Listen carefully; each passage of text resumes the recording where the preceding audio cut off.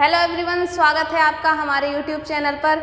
जैसा कि आप जानते हैं आपकी एसएससी जीडी की क्लासेस चल रही हैं। ये आपकी दूसरी क्लास है। पॉलिटी की पहली क्लास में हमने डिस्कस किया था एक्ट के बारे में, वायसराय के बारे में और गवर्नर जनरल के बारे में कि कितने एक्ट किसने दिए, कहाँ से आए। ब्रिटिश संसद से आए थे, सभी को पता है। एक्ट आए थे, गवर्नर जनरल कौन रहा था उस समय पे, वायसराय कैसे बने, उसको गवर्नर जनरल कैसे बना दिया गया था। आज हम पढ़ेंगे राज्य व्यवस्था के बारे में, मतलब संविधान के बारे में थोड़ा कुछ पढ़ेंगे आज हम, और अच्छा पढ़ेंगे। जो आपकी क्लासेस में, आपके पेपर में आपको एक आध क्वेश्चन उसमें से ज़रूर दिख जाएगा। एक आध नहीं, ज़्यादातर क्वेश्चन दिख ही जाएंगे। तो हम क्या पढ़ेंगे?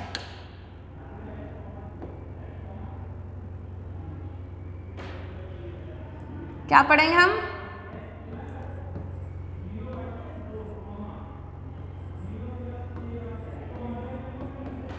राज्य व्यवस्था।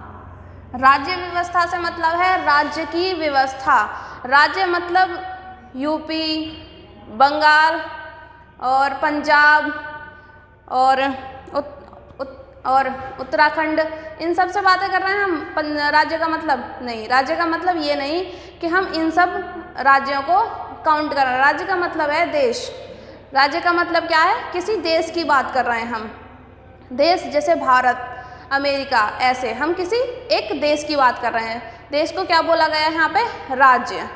राज्य, एक राज्य किस किस चीज़ों से मिलकर बनता है? एक राज्य 4 चीज़ों से मिलकर बनता है। किसी राज्य को बनाने के लिए 4 चीज़ों की ज़रूरत रहती है। अब वो 4 चीज़ क्या हैं? अब ये पॉइंट आता है कि वो 4 चीज़ हैं क्या।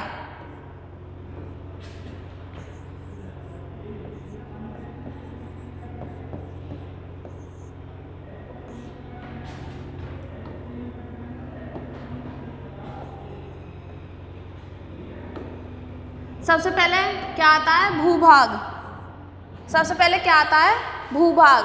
कि उस जहाँ जो भी चीज़ है, जो भी कंट्री है, उसमें उसका एरिया है या नहीं, उसकी टेरिटरी है या नहीं, वो जिस जगह रह रही है वो उसका एरिया है या नहीं। क्या बोलते हैं उसे? भूभाग, मतलब टेरिटरी। दूसरा, हमारे पास एरिया है, अब वहाँ पर रहने के लिए लोग भी तो चाहिए। तो दूसरी चीज़ क्या ज़रूरी हो गई? जनसंख्या।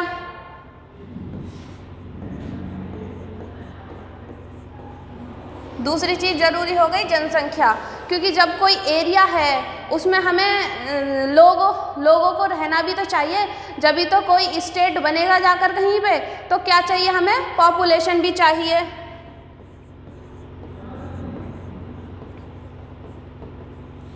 तीसरा सबसे महत्वपूर्ण है, पहली टेरिटरी हो गई, दूसरी पॉपुलेशन हो गई, तीसरी ये दोनों चीज़ हैं। हमारे पास जगह भी है बहुत सारी, उसमें लोग भी रह रहे हैं।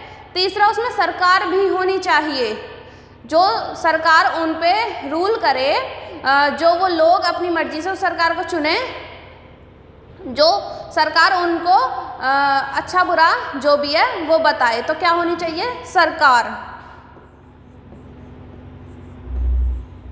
तीसरा क्या होना चाहिए? सरकार, मतलब गवर्नमेंट।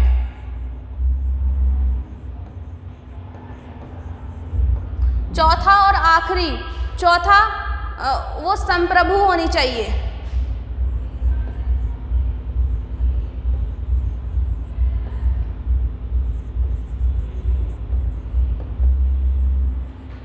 क्या होनी चाहिए? संप्रभु होनी चाहिए, सोवरेन होनी चाहिए। अब क्या भारत, जब हमारा भारत ब्रिटिश के अंडर था, यहाँ पर ब्रिटिश लोगों ने कब्जा कर लिया था 1600 ईस्वी में जब आए थे ईस्ट इंडिया नाम की कंपनी को लेकर, तो उन्होंने धीरे धीरे क्या करा? हमारे देश पर कब्जा कर लिया। अब जब कब्जा कर लिया तो हमारे पास टेरिटरी थी, भारत के लोगों के पास थी, रह रहे थे, वो एक एरिया में रह रहे थे। पॉपुलेशन थी उस समय, थी थोड़ी थी, लेकिन पॉपुलेशन थी जो उस एरिया में रह रही थी। सरकार थी, क्या हम कह सकते हैं उस समय में सरकार थी? जब ब्रिटिश हमारे यहाँ थे, सरकार थी। किसकी सरकार थी? ब्रिटिश लोगों की सरकार थी। वो हमारे ऊपर रूल कर रहे थे। कौन कर रहे थे? ब्रिटिश लोग। जितने भी नियम आते थे कौन देता था उन्हें? ब्रिटिश संसद देती थी कि भारत में जो भी होगा वो ब्रिटिश लोगों द्वारा ही होगा, वो ब्रिटिश के लोग ही कर सकते हैं, ना कि भारत का कोई लोग नहीं कर सकते। वो कौन करेगा? ब्रिटिश के लोग। तो सरकार किसकी थी? ब्रिटिश की। और देश किसका था? भारत का। देश भारत का, लेकिन सरकार किसकी? ब्रिटिश की सरकार भी थी। हमारे पास ये तीनों चीज़ थी। तो क्या हम कह सकते हैं कि वो एक राज्य था? क्या हम भारत को राज्य बोल सकते हैं कि उस समय पर भारत एक राज्य था? नहीं बोल सकते। क्यों नहीं बोल सकते? क्योंकि उस समय पर संप्रभु नहीं था। संप्रभु नहीं था। भारत एक देश था, लेकिन उसके जो फैसले थे वो कौन ले रहा था? ब्रिटिश संसद से आ रहे थे उसके फैसले। तो हम नहीं बोल सकते भारत एक राष्ट्र था, क्योंकि संप्रभु का मतलब होता है वो देश अपने बाहरी और एक्सटर्नल और इंटरनल जितने भी मामले होंगे उसका खुद का राय होगी, उसकी खुद की मर्जी होगी कि वो कैसे डील करेगा, ना कि कोई तीसरा या फिर कोई विदेशी आकर उसको बताएगा कैसे क्या करना है। तो सॉवरेनिटी नहीं थी, संप्रभु नहीं था हमारा देश, तो हम राज्य नहीं बोल सकते।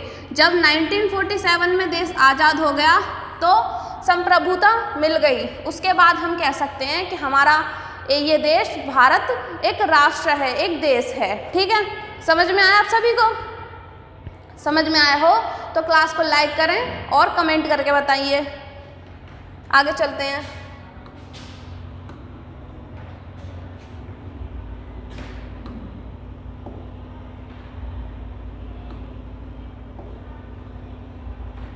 आगे हम पढ़ने वाले हैं, अभी संविधान पढ़ने वाले हैं।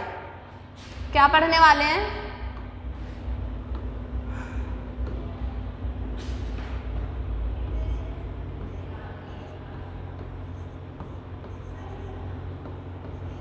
संविधान पढ़ने वाले हैं। संविधान पढ़ने वाले हैं। उससे पहले हम देखेंगे जब हमारा संविधान बनने वाला था तो किसी के दिमाग में ये आया होगा कि संविधान जैसी चीज़ होनी चाहिए, संविधान होना चाहिए।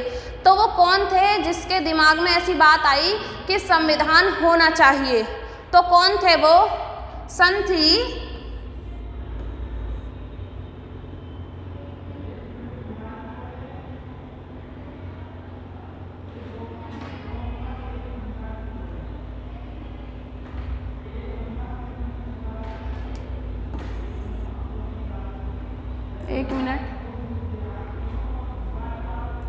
सन थी 1934।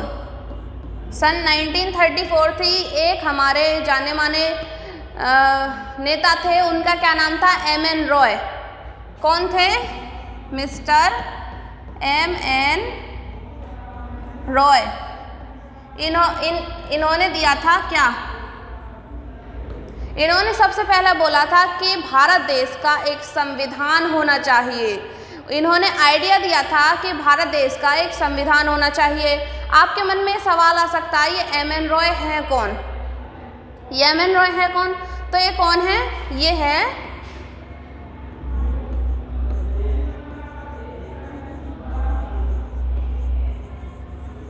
Founder of communist party.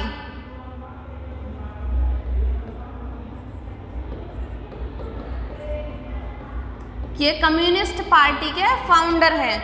M.N.. Roy कौन है? कम्युनिस्ट पार्टी के फाउंडर हैं।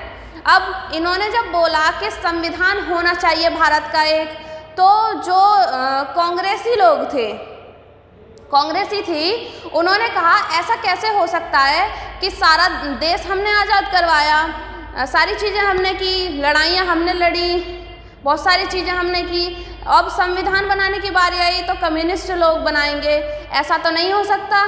तो क्या हुआ? सन 1935 में क्या हुआ? कांग्रेस जो थी उसने लीगली रूप से ब्रिटिश लोगों से ये कहा कि हमारा एक संविधान होना चाहिए, हमें एक अपना संविधान चाहिए। किसने बोला? कांग्रेस ने। किसने बोला? कांग्रेस ने ये बोला कि हमारा संविधान होना चाहिए और हमें संविधान चाहिए, लीगली रूप से बोला उसने। अब जब ये बोला कि हमारा संविधान होना चाहिए, तो कांग्रेस के जो लोग थे उनके मन में ये भी था कि ऐसा ना हो ब्रिटिश लोग ये बोल दें कि चलो हम ही तुम्हारा संविधान बना देते हैं। अगर उन्होंने हमारा संविधान बनाया ये तो गलत हो जाएगा। संविधान किसको बनाना चाहिए? जब हमारा संविधान है, भारत का संविधान है, तो वो भारत के लोगों को बनाना चाहिए। तो उन्होंने सोचा ऐसा ना हो जाए कि ब्रिटिश लोग ऐसा बोल दें कि संविधान हम ही बना देते हैं।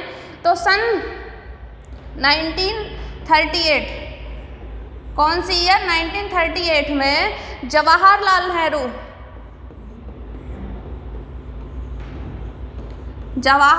नेहरू ने ये क्लियर कर दिया कि जो संविधान बनेगा वो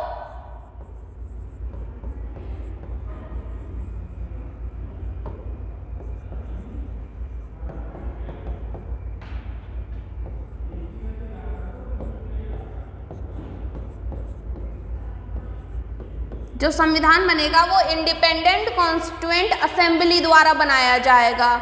एक संविधान सभा गठित की जाएगी जिसमें केवल भारतीय ही होंगे, ना कि कोई ब्रिटिश लोग होंगे या फिर कोई और लोग होंगे। कौन लोग होंगे? खाली भारतीय लोग होंगे। तो अब क्या हुआ?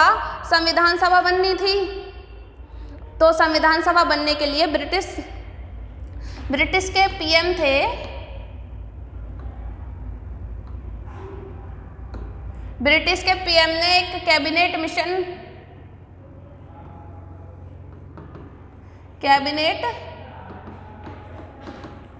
मिशन प्लान बनाया जिसमें 3 लोगों को भेजा। कैबिनेट मिशन प्लान मतलब कैबिनेट मिशन प्लान में 3 लोगों को भेजा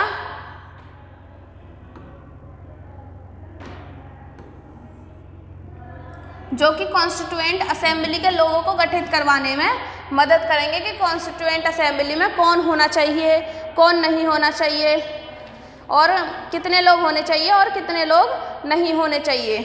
तो किसने भेजे? एटली ने भेजे थे 3 लोग। एटली कौन थे? ये प्राइम मिनिस्टर थे ब्रिटिश के।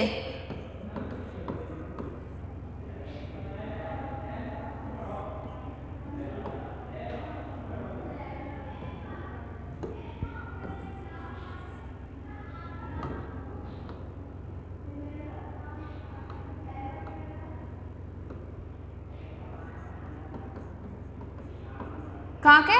ब्रिटिश के। इन्होंने किस किस को भेजा? 3 लोगों को भेजा इन्होंने।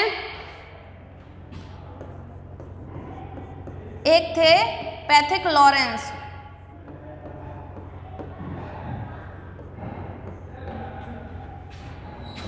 एक थे एवी अलेक्जेंडर,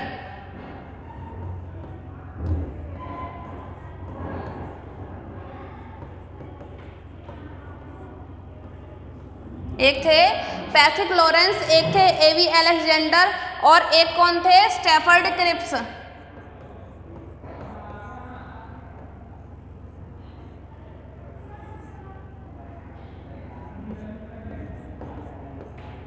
जिन्होंने क्रिप्स मिशन दिया था। क्रिप्स मिशन क्या था? सन 1942 में क्रिप्स मिशन आया था।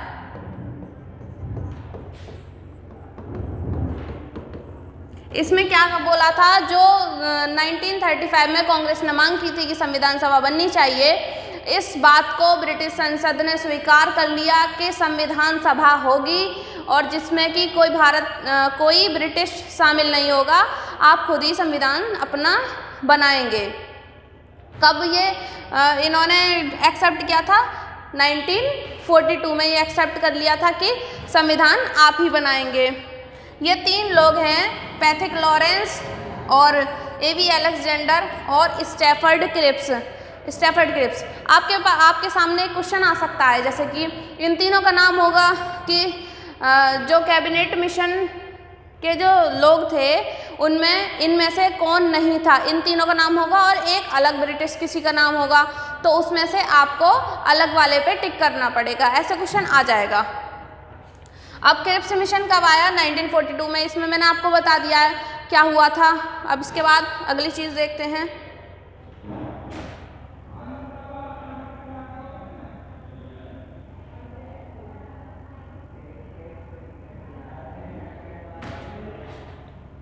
अब अगली चीज़ क्या देखते हैं हम, सब कुछ कहाँ तक पहुँच गए हम, कैबिनेट मिशन आ गया हमारा। अब संविधान सभा बननी शुरू हो गई। कैबिनेट मिशन आ गया तो क्या हो गई,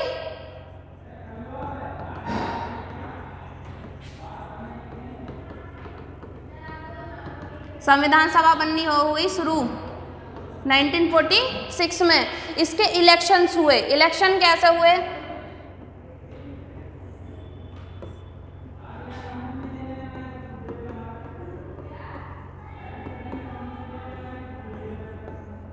संविधान सभा के इलेक्शन हुए दो तरीके से।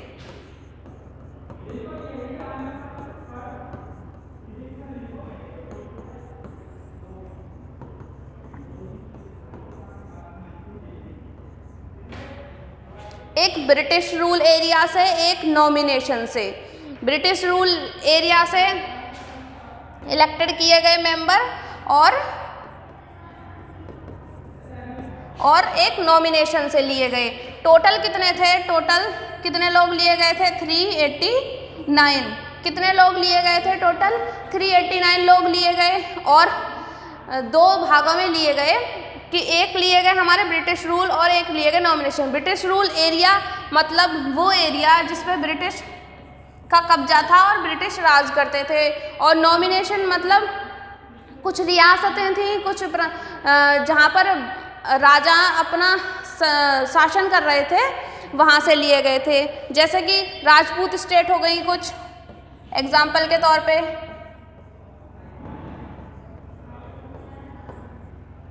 जैसे कि राजपूत, उन्होंने क्या किया था, राजपूत ने अपना जितना भी लैंड था वो दे दिया था भारत को कि आप इन्हें प्रांत बना सकते हैं। क्योंकि जब देश आज़ाद हो गया था तो उसके बाद ज़रूरत थी कि पूरा देश एक हो और एक हम संप्रभु अपना देश बनाएं, जिसमें हर एक पर्सन की वैल्यू हो। तो कहाँ कहाँ से लिए गए, ब्रिटिश रूल एरिया और नॉमिनेशन के थ्रू लिया गया था। ठीक है,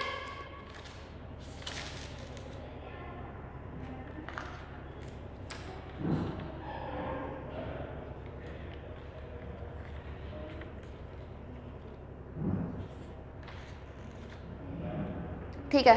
कहाँ कहाँ से लिए गए, ब्रिटिश रूल एरिया से और नॉमिनेशन से लिए गए थे। तो ब्रिटिश रूल एरिया से 296 लोग लिए गए थे। कितने लिए गए थे, 296 ब्रिटिश एरिया से लिए गए थे। और नॉमिनेशन यहाँ से लिए गए थे 93 यहाँ से लिए गए थे। ठीक है, अब इसके बाद क्या हुआ, जब हमारे ये सारे लोग ले लिए गए, उसके बाद क्या हुआ, मीटिंग हुई। फर्स्ट मीटिंग, संविधान की फर्स्ट मीटिंग कब हुई थी,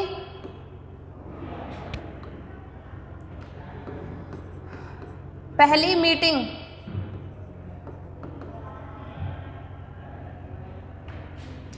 क्या हो रहा है आज,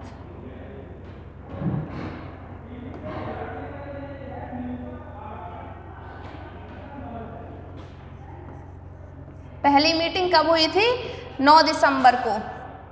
कब हुई थी, 9 दिसंबर को पहली मीटिंग हुई थी 1946 में। इसमें क्या कहा गया था, क्या किया गया था, डॉक्टर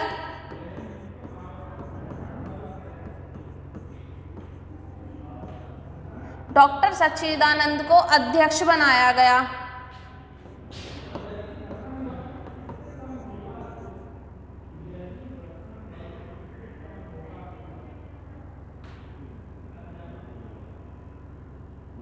डॉक्टर सच्चिदानंद को क्या बनाया गया, अध्यक्ष बनाया गया। कौन सा अध्यक्ष, टेम्परेरी। इनको ही क्यों बनाया गया, इनको इसलिए बनाया गया क्योंकि ये सीनियर मोस्ट थे, सबसे ज़्यादा सीनियर थे उस सभा में, तो इनको टेम्परेरी बना दिया गया अध्यक्ष। उसके बाद दूसरी मीटिंग हुई, 2 दिन बाद दूसरी मीटिंग होती है, सेकंड मीटिंग। सेकेंड मीटिंग होती है 11 दिसंबर को 1946। इसमें क्या हुआ, जब दूसरी मीटिंग हुई थी तो डॉक्टर राजेंद्र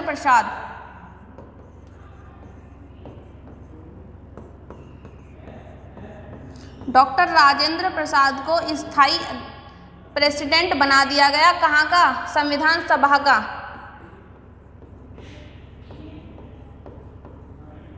टेम्परेरी किसे बनाया गया था? सच्चिदानंद को। और परमानेंट किसे बना दिया गया? डॉक्टर राजेंद्र प्रसाद को। ठीक है, इसके बाद तीसरी मीटिंग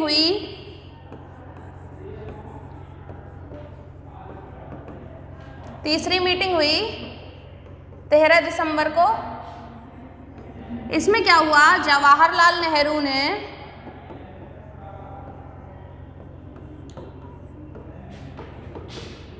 ऑब्जेक्टिव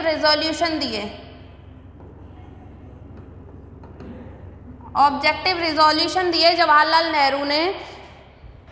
और क्या हुआ, जवाहरलाल नेहरू ने ऑब्जेक्टिव रिजोल्यूशन दिए जिसके आधार पर संविधान बनाया जाएगा।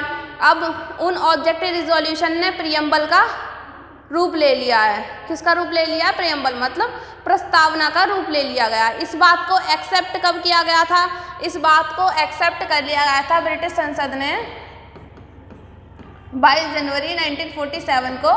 इस बात को स्वीकार कर लिया कि ठीक है, इस बेसिस पे आप अपना संविधान बना सकते हैं।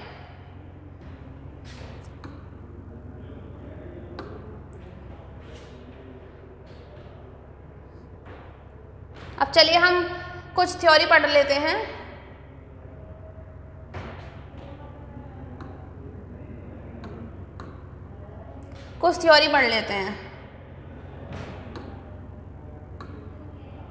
आप इसका स्क्रीनशॉट ले सकते हैं या इसे नोट कर सकते हैं। मेरा मानना है अगर आप नोट करें तो बेहतर है, क्योंकि अगर आप नोट करेंगे तो एक बार को हो सकता है आपके दिमाग में वो चीज़ें रह जाएं जो आपने अभी पढ़ी हैं। ठीक, तो हमारे सामने पहला पॉइंट कह रहा है 1934 में एम.एन. रॉय ने पहली बार एक संविधान सभा के विचार का प्रस्ताव रखा। अभी आपने पढ़ा था कि एम.एन. रॉय ने संविधान सभा का प्रस्ताव रखा था। आइडिया किसने रखा था कि संविधान सभा होनी चाहिए? एम.एन. रॉय ने। किसने? एम.एन. रॉय ने। ये इम्पोर्टेंट क्वेश्चन है, आ सकता है आपके एग्जाम में। अगला है, इस मांग को कांग्रेस पार्टी ने 1935 में आधिकारिक मांग के रूप में उठाया था। तो क्या हुआ, जब कम्युनिस्ट पार्टी ने इस बात को बोला, ये फाउंडर थे कम्युनिस्ट पार्टी के। कौन थे? कम्युनिस्ट पार्टी के फाउंडर थे एम.एन. रॉय। फिर 1935 में कांग्रेस बोले कि कांग्रेस लोगों ने संवैधानिक रूप से बोला कि हमें संविधान चाहिए। किससे? ब्रिटिश लोगों से, क्योंकि उस समय में ब्रिटिश रूल कर रहे थे हमारे देश पर। तो 1935 में कांग्रेस पार्टी ने आधिकारिक मांग के रूप में इस मुद्दे को उठाया था।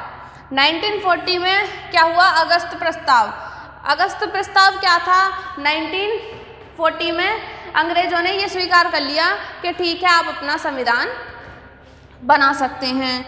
1946 की कैबिनेट मिशन योजना के तहत संविधान सभा के गठन के लिए चुनाव हुए। अब क्या हुआ? 1946 के तहत क्या हुआ?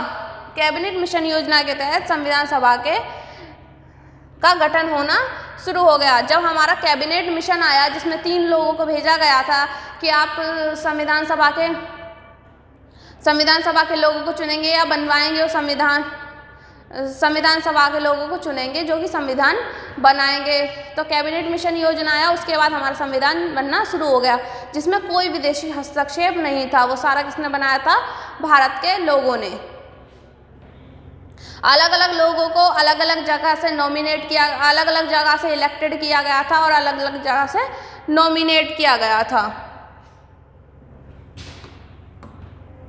अगला है हमारे पास, भारत में संविधान सभा को 26 नवंबर 1946 ईस्वी को अंगीकार कर लिया गया। भारत में जो संविधान आया संविधान कब बनकर तैयार हो गया? हमारा संविधान बनकर तैयार हो गया 26 नवंबर 1946 में। 26 नवंबर 1946 में हमारा संविधान बनकर तैयार हो गया था। अब लागू कब किया गया? 26 जनवरी 1950। 26 जनवरी 1950 को ही क्यों लागू किया गया?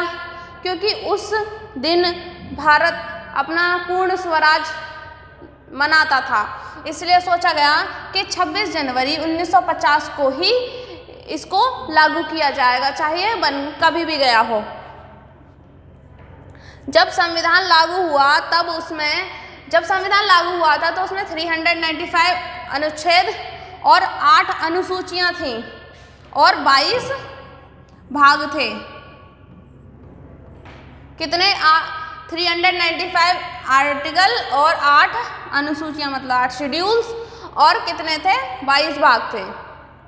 अब वर्तमान में कितने हैं? अब बढ़ गए हैं।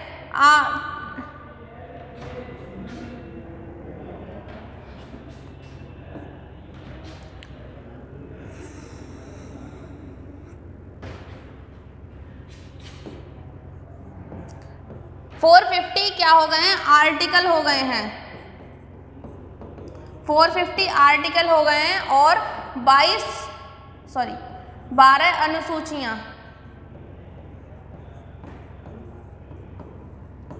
12 अनुसूचियां और 22 भाग हैं हमारे संविधान के इस समय प्रेजेंट में, ठीक है। उसके बाद 42वें संविधान संशोधन अधिनियम 1976 को मिनी संविधान भी कहा जाता है। जो हमारा संविधान संशोधन हुआ था 42वां, उसको मिनी संविधान भी बोला जाता है।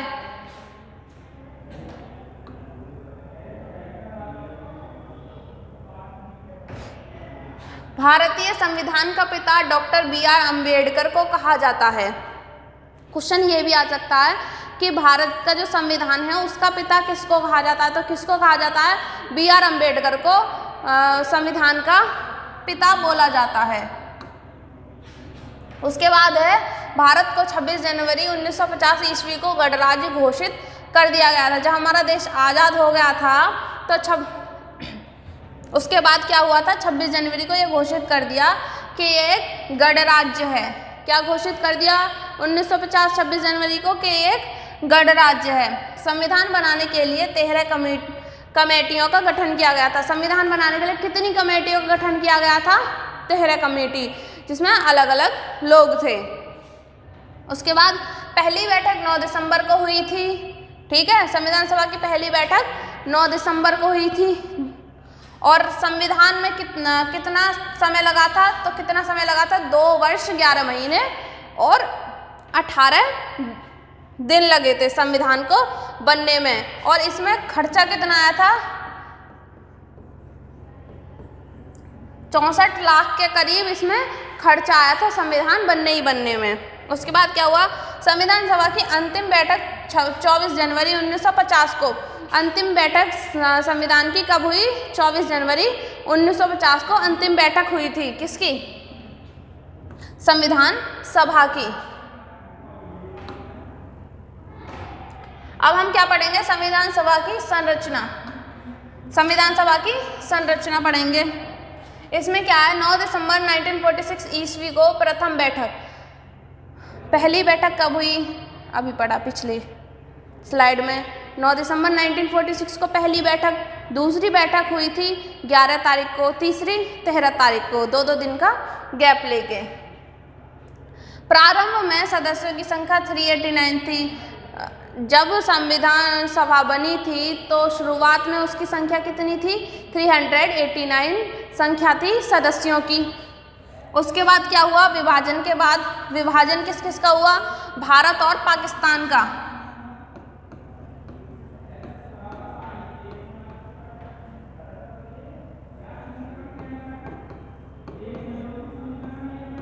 भारत और पाकिस्तान का विभाजन हो गया तो क्या हुआ? संख्या घटकर 299 रह गई। तो संख्या कितनी हो गई? 299। जब विभाजन हुआ तो संख्या घटकर 299 रह गई थी। उसके बाद है अगला, इसमें से 229 ब्रिटिश प्रांत से थे और 70 रियासतों से नामित किए गए थे। पहले हमने पढ़ा था कि कितनी रियासतें ली गई थी, 93 रियासतें ली गई थी, ठीक है। अब कितनी रियासतें ली गई, 17 रियासतें ली गई और कितने लोग लिए गए, 229। और पहले कितने लिए गए थे, 293 लोग लिए गए थे, अब 229 रह गए। ये कहाँ से लिए गए, ब्रिटिश प्रांत। ब्रिटिश प्रांत मतलब भारत के जिस इलाके पर ब्रिटिश का कब्जा था उसमें से लिए गए थे 229 और बाकी 70 रियासतों में से। रियासतों मतलब प्रिंसली स्टेट, जहाँ पर राजा लोग अपना काम कर रहे थे। उसके बाद डॉक्टर सच्चिदानंद सिन्हा संविधान सभा के पहले अस्थायी अध्यक्ष थे। फर्स्ट अस्थायी अध्यक्ष, पहले अस्थायी अध्यक्ष कौन बने, डॉक्टर सच्चिदानंद सिन्हा। इसलिए बने क्योंकि ये सीनियर थे तो इनको पहला अस्थायी अध्यक्ष बना दिया गया था। उसके बाद क्या हुआ, दूसरी मीटिंग जब हुई तो डॉक्टर राजेंद्र प्रसाद को परमानेंट अध्यक्ष बना दिया गया था और ये भारत के पहले राष्ट्रपति भी बने थे। भारत के पहले राष्ट्रपति भी बने थे। और उपाध्यक्ष किसको बनाया गया था, हरेंद्र कुमार मुखर्जी। अध्यक्ष बनाया गया था किसको, राजेंद्र प्रसाद को, और उपाध्यक्ष बनाया गया था हमारे हरेंद्र कुमार मुखर्जी को। आपके सामने क्वेश्चन आ सकता है कि संवैधानिक सलाहकार कौन था, संवैधानिक सलाहकार कौन था, तो उसका सही आंसर BN राव होगा। उसका सही आंसर क्या होगा, BN राव। संवैधानिक सलाहकार कौन थे, BN राव।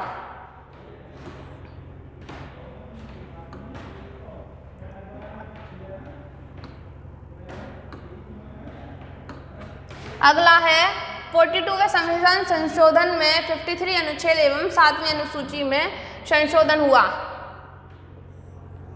जब 42वां संशोधन हुआ था तो इसमें क्या हुआ था, जो 53वां अनुच्छेद था और 7वीं अनुसूची थी, इसमें संशोधन किया गया था।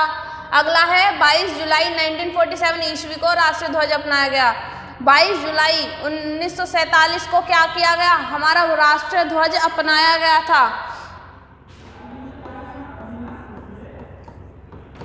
राष्ट्रीय ध्वज अपनाया गया था। 24 जनवरी 1950 को राष्ट्रगान अपनाया गया था। 24 जनवरी 1950 को राष्ट्रगीत अपनाया गया था।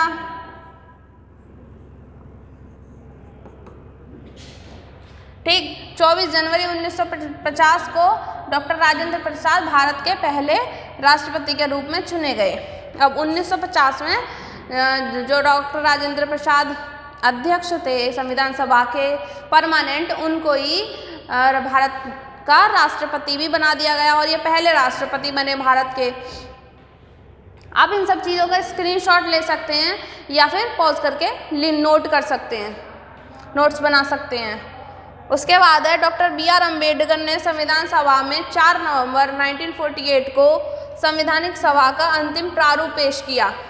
अब क्वेश्चन आ जाता है कि संविधान सभा का अंतिम प्रारूप कब पेश किया गया था, कब पेश किया गया था, 4 नवंबर 1948। 4 नवंबर 1948 को संविधान सभा का अंतिम प्रारूप पेश किया गया था। और क्वेश्चन ये भी आ सकता है, अंतिम प्रारूप किसने पेश किया था, किसने पेश किया था, doctor BR Ambedkar. Doctor BR Ambedkar ने अंतिम प्रारूप पेश किया था। आगे चलते हैं। आगे हम पढ़ेंगे मौलिक अधिकार, अल्पसंख्या और जनजाति और बहिष्कृत क्षेत्रों पर सलाहकार समिति। अब ऐसे जो क्षेत्र थे जिन पर मौलिक अधिकारों और अल्पसंख्या और जनजाति रहती थी, बहिष्कृत जनजाति रहती थी, उनके जो अध्यक्ष थे, उन समिति, वो समिति कौन थी, उनके अध्यक्ष कौन थे, अब पढ़ेंगे। पहला है अल्पसंख्या उप समिति। अल्पसंख्या उप समिति, इसके अध्यक्ष कौन थे, AHC मुखर्जी। इसके अध्यक्ष कौन थे, AHC मुखर्जी इसके अध्यक्ष थे। दूसरा है बहिष्कृत और आंशिक रूप से बहिष्कृत क्षेत्र। अब बहिष्कृत और आंशिक रूप से बहिष्कृत क्षेत्र असम के अवाला, जिसे असम के अवाला उप समिति, इसके अध्यक्ष कौन थे? A.V. ठक्कर। इसके अध्यक्ष कौन थे? A.V. ठक्कर। अगला है उत्तर पूर्वी सीमांत जनजाति क्षेत्र और असम बहिष्कृत और आंशिक रूप से बहिष्कृत क्षेत्र उप समिति, इसके अध्यक्ष कौन थे? गोपीनाथ बरदोलोई। इसके अध्यक्ष कौन थे? गोपीनाथ बरदोलोई।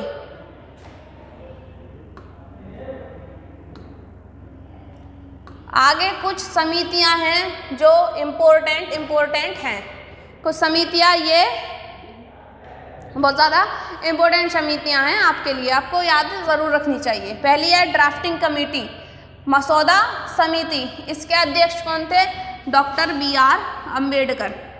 मसौदा समिति के अध्यक्ष कौन थे? Doctor B.R. अम्बेडकर। आपके सामने क्वेश्चन आ सकता है कि मसौदा समिति के अध्यक्ष कौन थे? 4 ऑप्शन आपके सामने होंगे, तो सही आंसर क्या होगा? Doctor B.R. अम्बेडकर। अगला है यूनियन कॉन्स्टिट्यूशन कमेटी, मतलब संघ संविधान समिति। इसके अध्यक्ष कौन थे? जवाहरलाल नेहरू। कौन थे? जवाहरलाल नेहरू। तीसरा है यूनियन पावर कमेटी, संघ शक्ति समिति। कौन सी? संघ शक्ति समिति। तो इसके अध्यक्ष कौन थे? इसके भी जवाहरलाल नेहरू थे। कौन थे? जवाहरलाल नेहरू। अगली आपके सामने है स्टेट कमेटी, मतलब राज्य समिति। राज्य समिति, इसके अध्यक्ष कौन थे? वो भी जवाहरलाल नेहरू थे। राज्य समिति के भी अध्यक्ष जवाहरलाल नेहरू थे। अगला है स्टीयरिंग कमेटी, संचालन समिति। संचालन समिति के अध्यक्ष कौन थे? संचालन समिति के अध्यक्ष डॉक्टर राजेंद्र प्रसाद थे। कौन थे? डॉक्टर राजेंद्र प्रसाद अध्यक्ष थे। रूल्स ऑफ प्रोसीज्यूर कमेटी, प्रक्रिया समिति के नियम। प्रक्रिया समिति के नियम, इस कमेटी के अध्यक्ष कौन थे? डॉक्टर राजेंद्र प्रसाद। कौन थे? डॉक्टर राजेंद्र प्रसाद इस समिति के अध्यक्ष थे। उसके बाद आती है प्रोविंशियल कॉन्स्टिट्यूशनल कमेटी, प्रांतीय संविधान समिति। इसके अध्यक्ष कौन थे? सरदार वल्लभ भाई पटेल। सरदार वल्लभ भाई पटेल को लौह पुरुष के नाम से भी जाना जाता है, क्योंकि इन्होंने क्या किया था? जो प्रिंसली स्टेट थी उनको हमारे राज्य से जोड़ा था, कन्विंस किया था राजाओं को, और बातें की थी उनसे, कहीं कूटनीति अपनाई थी इन्होंने, और इनका बहुत बड़ा हाथ है हमारे देश को एकजुट बनाने में।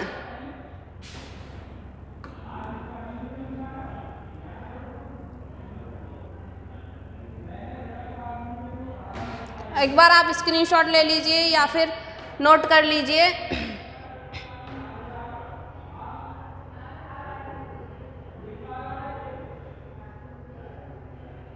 चलिए,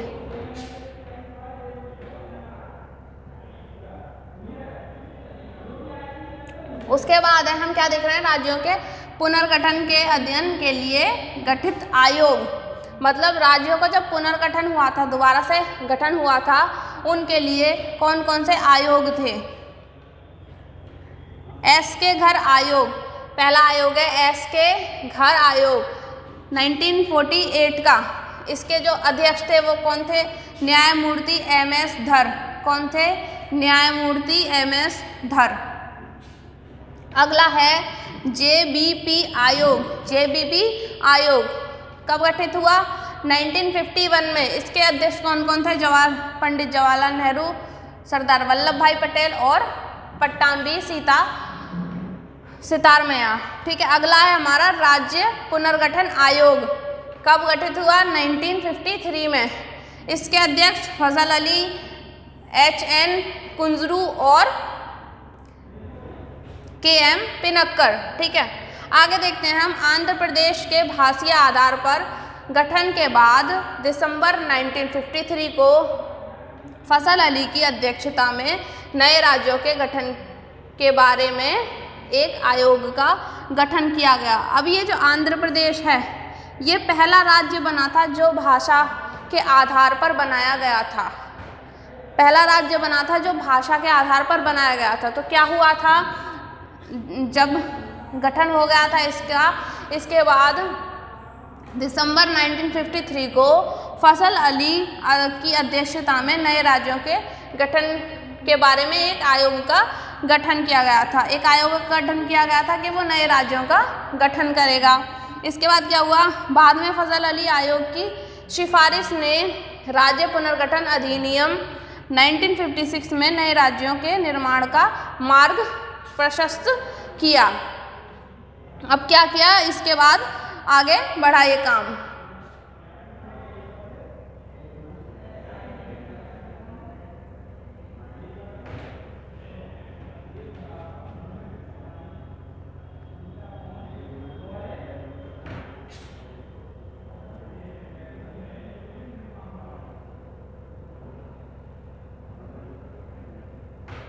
हाँ, जम्मू व कश्मीर और लद्दाख 2 केंद्र शासित प्रदेश बने, हाल ही में बने हैं।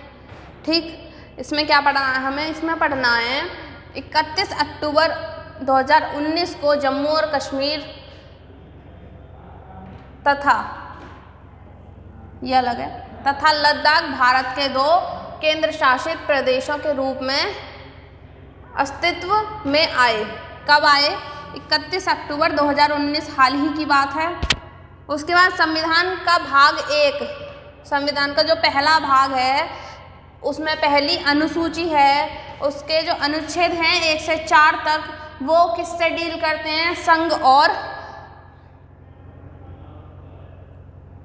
संघ और इसके क्षेत्र, संघ और इसके क्षेत्र से डील करते हैं। भाग 1 से लेके 4 तक, अनुच्छेद 1 से लेकर 4 तक भाग 1 में और पहली अनुसूची में। उसके बाद संविधान का अनुच्छेद 1 के अनुसार, जो संविधान का पहला अनुच्छेद है उसके अनुसार इंडिया अर्थात भारत, इंडिया भी बोलते हैं भारत भी बोलते हैं, इंडिया का मतलब भारत राज्यों का संघ होगा। जो भारत होगा वो राज्यों का संघ होगा। किसके अनुसार, अनुच्छेद 1 के अनुसार। अगला है अनुच्छेद 3, वर्तमान राज्य क्षेत्र में से नए राज्यों के निर्माण के विषय में विख्यात करता है।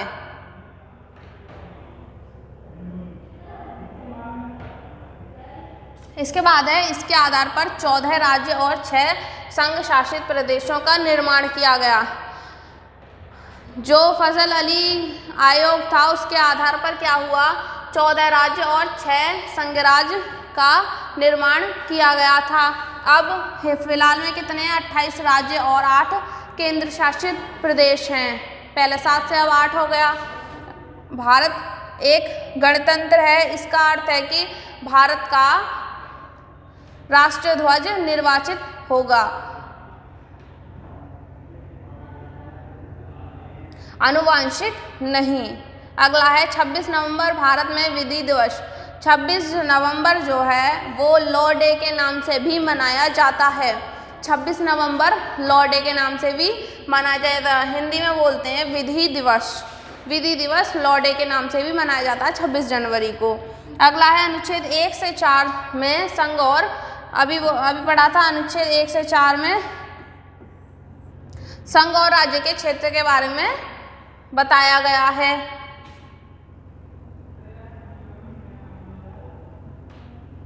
अब हम क्या पढ़ रहे हैं, भारतीय नागरिकता। क्या पढ़ रहे हैं, भारतीय नागरिकता। ये थोड़ा मिट गया है।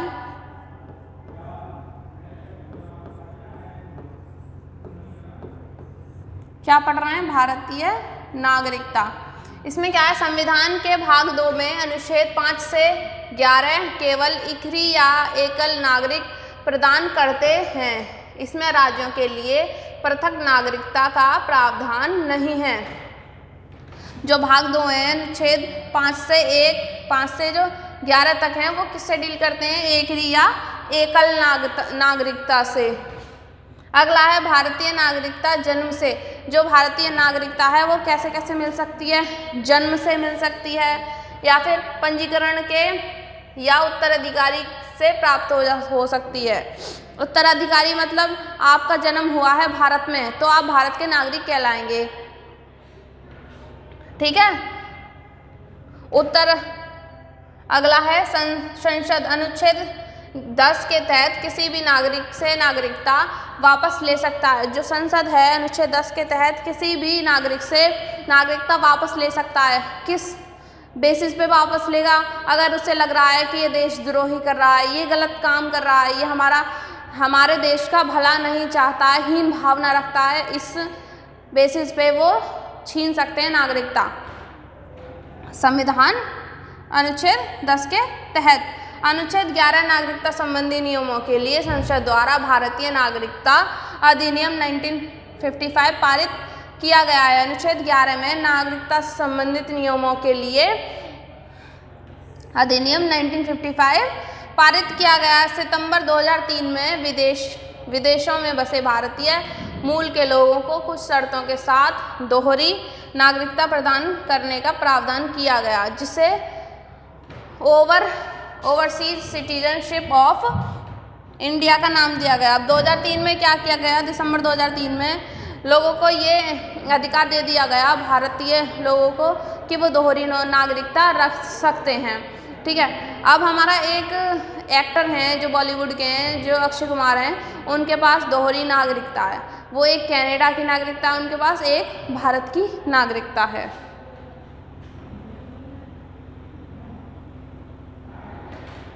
अगला है नागरिकता संशोधन अधिनियम 2019।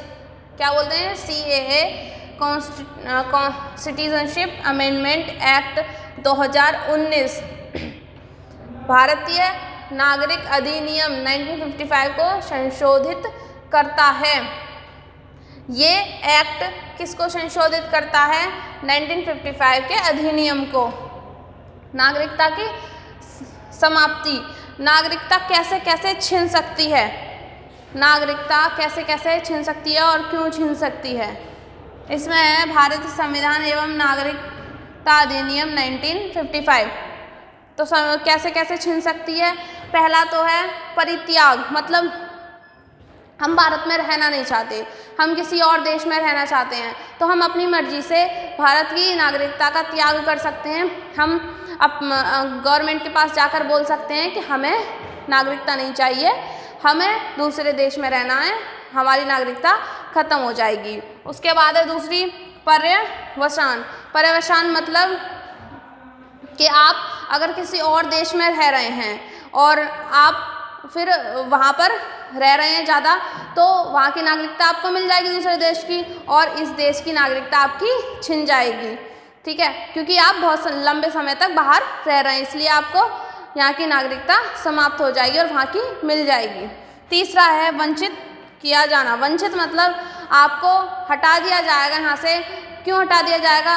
जो सरकार है वो खुद ही आपकी नागरिकता खत्म कर देगी भारत देश से, क्योंकि अगर आपकी देशहीन की भावना हो, देश को कुछ, देश के प्रति आप कुछ गलत सोचते हो, ठीक है, आप देश के नागरिक ना बनना चाहते हो, तो आपकी नागरिकता छिन सकती है। तो उम्मीद है आपको क्लास अच्छी लगी हो। अगर आपको क्लास अच्छी लगी हो तो लाइक कीजिए, कमेंट कीजिए और शेयर कीजिए। ये कंटेंट आपके एग्ज़ाम के लिए बेस्ट है, बिल्कुल अच्छा है। आप तैयारी कीजिए अच्छे से, हम आपके लिए क्लासेस लाते रहेंगे जिससे कि आप अच्छी से अच्छी तैयारी कर पाएँ। ठीक है, अगली क्लास में मिलते हैं। धन्यवाद।